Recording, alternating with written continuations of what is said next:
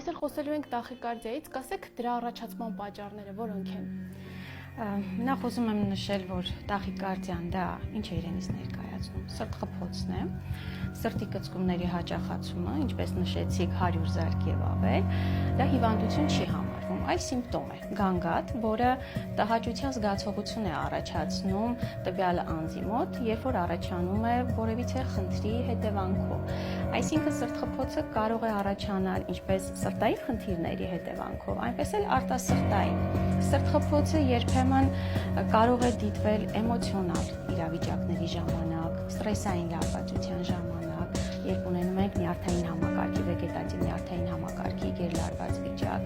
կարող է դիտվել վանաձև գեղձի հիվանդությունների ժամանակ, վանաձև գեղձի դիսֆունկցիայի հետևանքով, սակավայրունությունների, այսինքն անեմիաների դեպքում կարող է դիտվել հղիության ժամանակ, որը ֆունկցիոնալ է համարվում, այսինքն իրենից որևիցե վտանգ չի ներկայացնում։ Ինչպես նաև սրտխփոցների պատճառ առօրյայում կարող են հանդիսանալ սուրճի, թեյի չարաշահումը, ալկոհոլի չարաշահումը, իհարկե ստրեսը շատ մեծ դեր է կատարում։ Սրտային հիվանդությունների դեպքում սրտխփոցը առաջի գանգատներից մեկն է համարվում, որը կարող է զգացնել տալ։ Դրանք են օրինակ զարկերակային գերճնշումը, երկարատև զարկերակային բարձր ճնշումները կարող են բերել սրտխփոցների եւ արդեն արիթմիաների առաջացման, ոչ միայն պուլսի հաճախացում լինի, այլ նաեւ լինի անկանոն սրտի զարկ։ Սրտամկանի ինֆարկտը, սրտային անբավարարությունները կարող են բերել սրտխփոցի առաջացման։ Իսկ ամեն սրտխփոց կարող ենք համարել տախիկարդիա եւ երբ դիմել բժշկի այս դեպքում։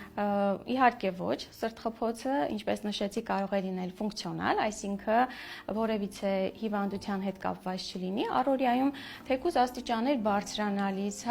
արագ քայլելիս մենք կարող ենք ունենալ պուլսի արագացում, որը նորմալ է համարվում, ինչպես նաեւ երիտասարդների մոտ, դեռահասների մոտ նույնպես պուլսը կարող է լինել հաճախացած, դա